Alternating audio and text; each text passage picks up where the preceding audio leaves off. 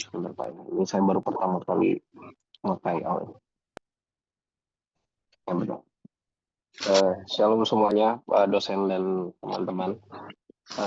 Saya akan mempresentasikan tentang teologi keselamatan, yaitu memahami Injil atau kabar baik keselamatan itu dari sudut pandang Yesus, Paulus, dan surat-surat umum, seperti yang kemarin sudah diberikan tugas untuk masing-masing.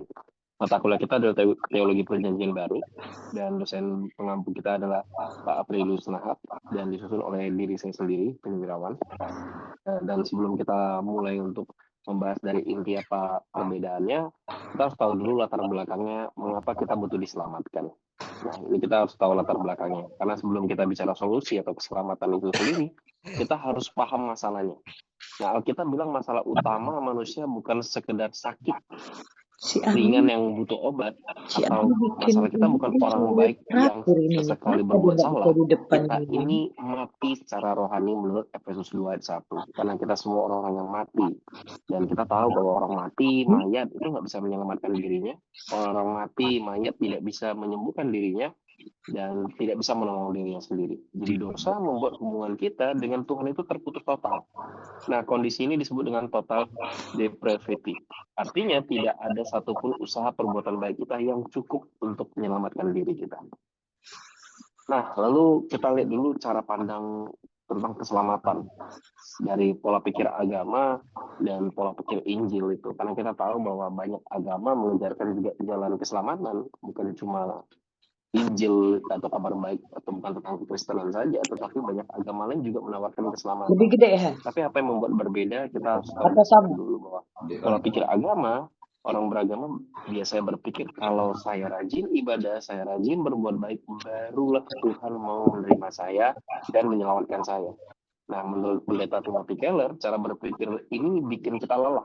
Karena kalau kita berhasil taat, maka kita akan jadi sombong.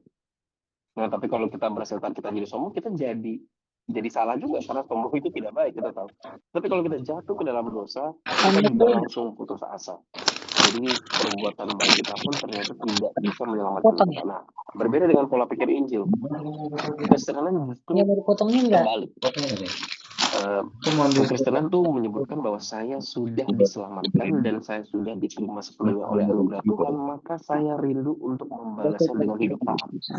Jadi bukan taat untuk diselamatkan, tapi taat karena sudah diselamatkan, dan itu berbeda sekali.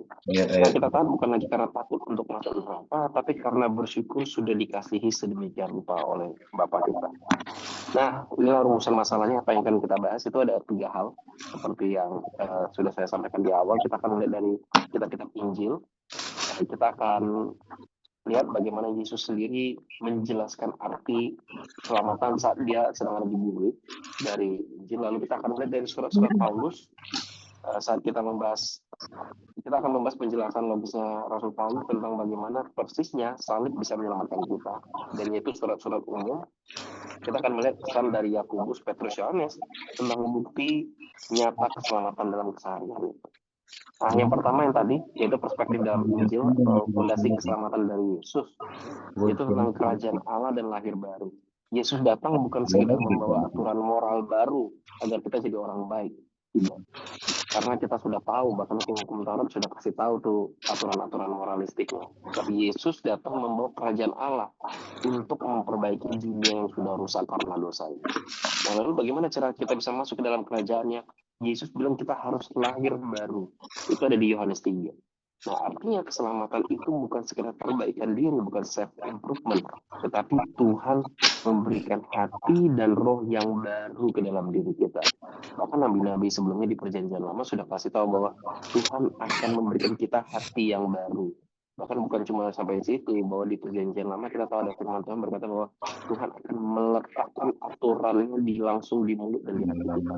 Jadi bukan di lomba Tuhan. Nah, perspektif dari kitab Injil, yaitu puncak misinya Yesus. Nah, karena anak manusia juga datang bukan untuk dilayani, melainkan untuk melayani dan untuk memberikan nyawanya menjadi tebusan. Ini yang harus kita garis bawahi, bahwa Yesus memberikan nyawanya menjadikan tebusan bagi banyak orang. Ada di Markus 10 ayat 45. Nah, kata tebusan ini penting sekali. Karena keselamatan itu memang gratis buat kita, tapi harganya sangat mahal bagi Yesus. Dia membayarnya dengan nyawanya sendiri. Itu yang kemarin sempat malam sebelumnya kita ada bahas bahwa dosa itu menurunkan nilai, tapi Yesus datang untuk mengembalikan nilai itu, keberhargaan kita. Kita yang sebelumnya sudah berdosa malah dilihat sekarang terlihat suci karena apa yang Yesus lakukan, bukan apa yang kita lakukan. Yesus bayar kita. Nah, jadi dosa itu ada harganya, dan harganya sangat mahal, yaitu sedarah nyawa Yesus itu sendiri. Nah, itu perspektif dari kitab Injil. Nah, kita akan lihat dari perspektif dari Paulus. Dari Paulus, dia menjelaskan bahwa Yesus menggantikan posisi kita. Tapi ini suka kali. Bagaimana cara kematian Yesus 2000 tahun yang lalu bisa menyelamatkan kita yang sekarang? Paulus menjelaskan lewat konsep substitusi final. Final ini seperti penalti, yang kita tahu bahwa pelanggaran harus ada yang bayar. Nah, Allah itu adil. Jadi setiap dosa harus dihukum, harus ada yang menanggung. Tidak bisa dibiarkan begitu saja, karena dia bukan cuma Bapa yang baik, dia adalah Bapa yang adil. Nah, di kayu salib, Yesus mensubstitusi kita, menggantikan posisi kita. Dia rela menerima hukuman, itu penalti itu yang seharusnya dijatuhkan ke kita. Terjadilah pertukaran yang luar biasa. Segala dosa kita dilimpahkan ke Yesus, dan segala kebaikan dan kebenaran Yesus diberikan kepada kita, ditukar, di switch. Itu yang Paulus jelaskan tentang keselamatan di surat-surat ini. Bahkan dia juga Paulus memberikan bahwa kita sudah dibenarkan, dijustifikasi. Nah, Paulus sering menggunakan perumpamaan ruang sidang tentang pengadilan. Ketika kita percaya Yesus, Tuhan yang sebagai hakim mengetuk palu dan menyatakan status kita adalah justifikasi, atau dibenarkan, justification. Nah, artinya Tuhan melihat kita bukan lagi sebagai penjahat yang bersalah, tetapi sebagai orang yang benar, yang bersih, yang tadi saya bilang bahwa sebelum kita berdosa, tapi setelah itu kita dilihat sebagai orang yang suci, yang bersih.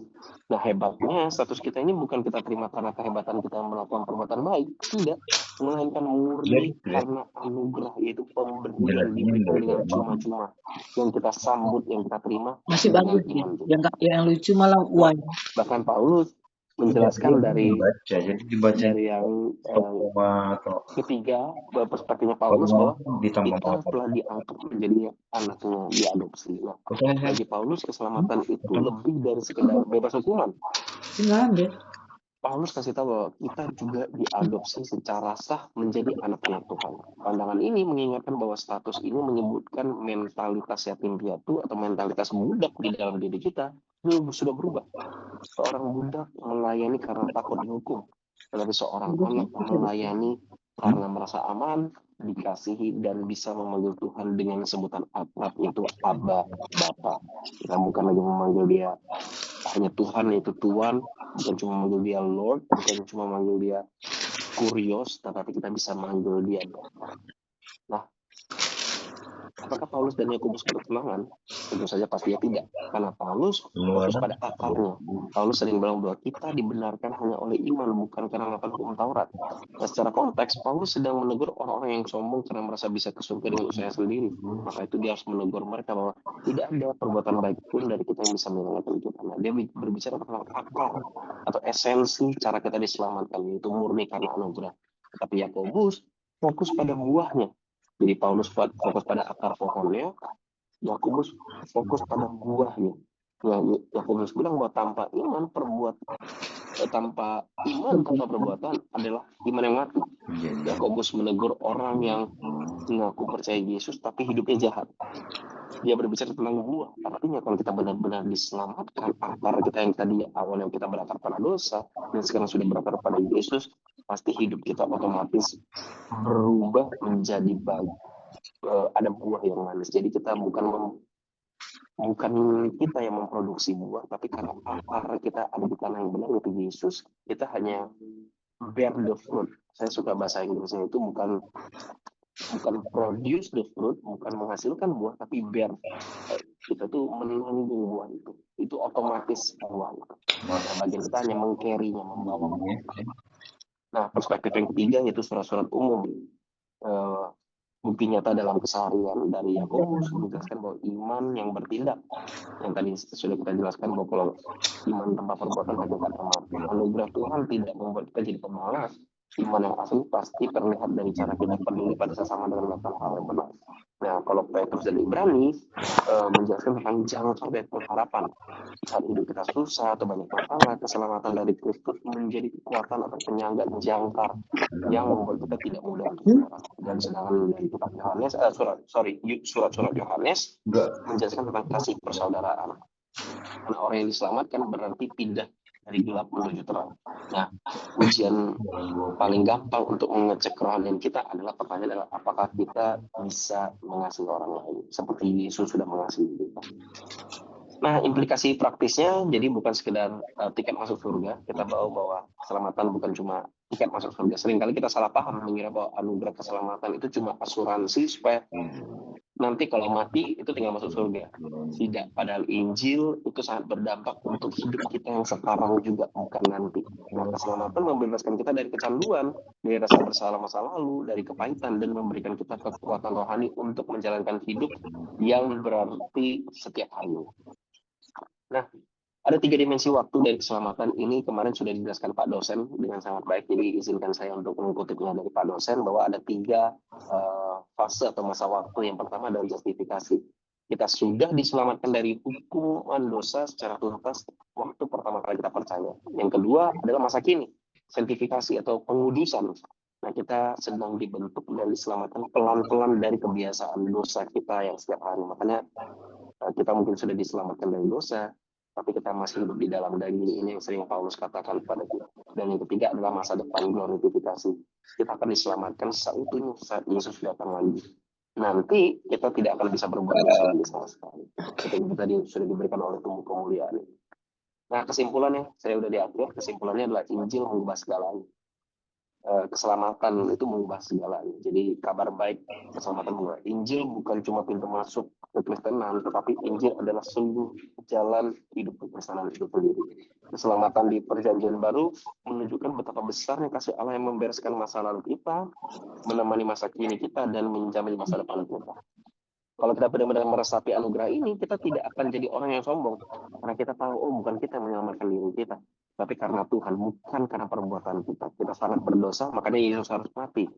Nah, tapi jadi orang yang rendah hati, bersuka cita, dan rindu untuk jadi berkat buat orang lain. Di satu sisi kita nggak bisa sombong, karena kita tahu sangat berdosa, Yesus harus mati. Tapi di sisi lain, kita juga nggak putus asa, karena kita tahu kita dicintai lebih dari yang kita harapkan. Karena kita berdosa, Yesus harus mati, tapi karena Yesus cinta sama kita, dia rela mati.